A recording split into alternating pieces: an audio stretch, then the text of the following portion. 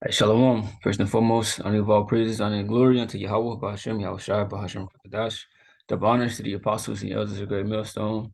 Peace and salutation to the Agyam, to the elect that are scattered across the four corners of this earth, pushing this truth and our faith and sincerity. I'm a brother, Shamala, and from the GMS Houston camp. And this is going to be a quick lesson, scripture of the day, all right, which is always designed to be quick, all right, when I do them. But I'm gonna start here in Second Chronicles 30:8. All right. So well, I start at 7.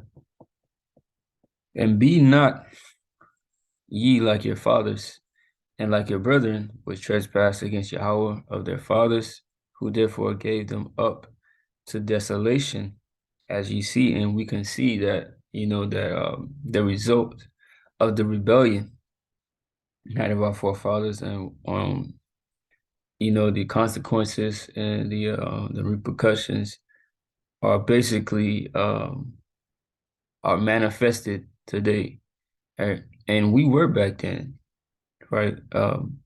We went off as well. You see, we were our fathers back then. You see, because you can understand the reincarnation is in the Bible. All right, so we were amongst, all right, some of these men, all right. You see, now, of course, you had just flat out straight wicked individuals, right, that just took it to a whole nother level. But hey, nevertheless, hey, we all went off as a nation, you see, because hey, before you even came to the understanding and the realization of being an Israelite, what were you doing? You were worshiping idols, right? You were celebrating these um days, right, that Esau held in the holidays. I forgot the word.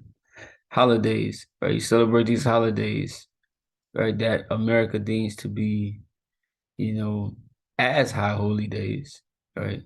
Because we have our own days, as pursuant to Leviticus 23rd chapter, right? Purim, the Feast of Dedication, which is what's that? First Maccabees, the 4th chapter. See, all of the high holy days are listed there. All right. And for Purim, it's in the book of Esther. All right. And right. So we were living like heathen. We were going off. Right. And that's what our fathers, right, our forefathers, ancestors, right, this is what they were doing. And this is what led the Most High to basically taking us up out of the land, scattering us, and bringing us into captivity. It says, now be ye not stiff-necked as your fathers were, right? Stiff-necked, right? Hard-hearted, hard-headed, right? Can anybody tell you anything? All right. You see, you can't be like that. Right? You gotta be humble. Right? That's why Yahweh always said, be like a child, right? As a newborn babe, forgetting everything that you knew so that you can receive this word. Right? A person that's stiff-necked will be stuck in their ways.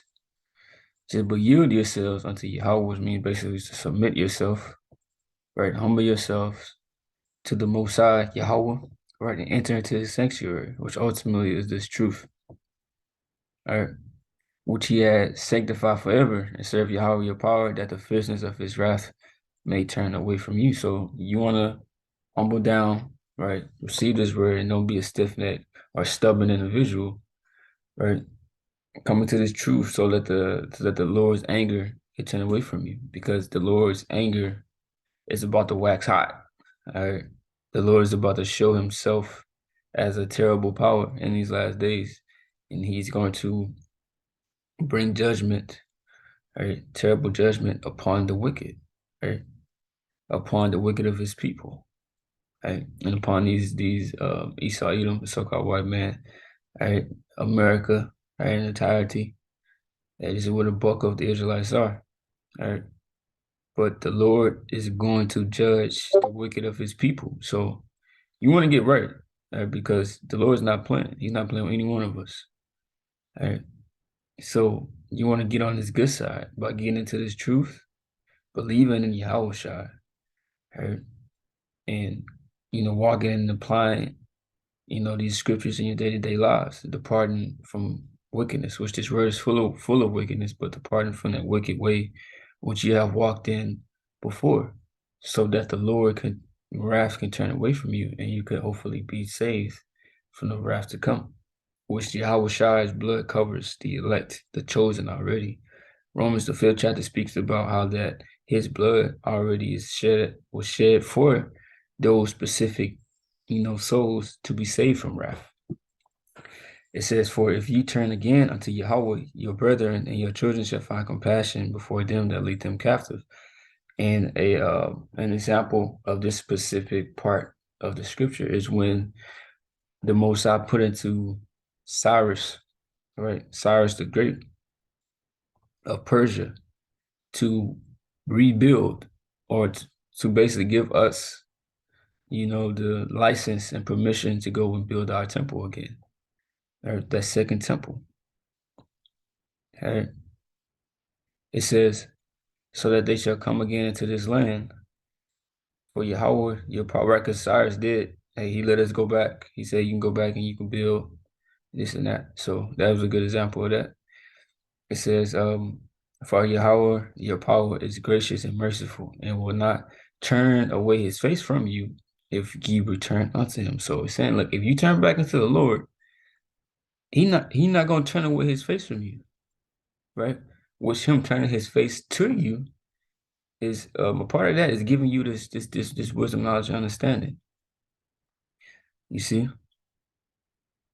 Because when David said, cast me not out of that presence, cast me not out of that presence, don't cast me out from before your face, because if you do that, then the Lord take his spirit from you.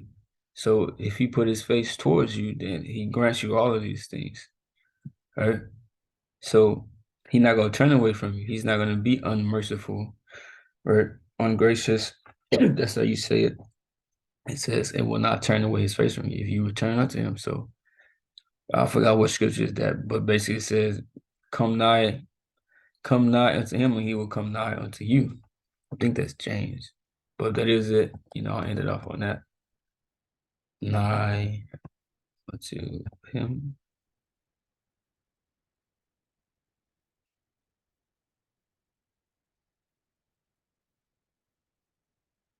Let me see. I think it's James, the first chapter.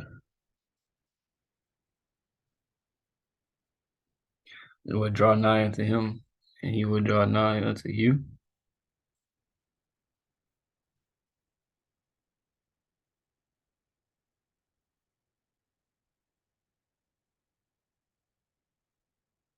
Just give me a second.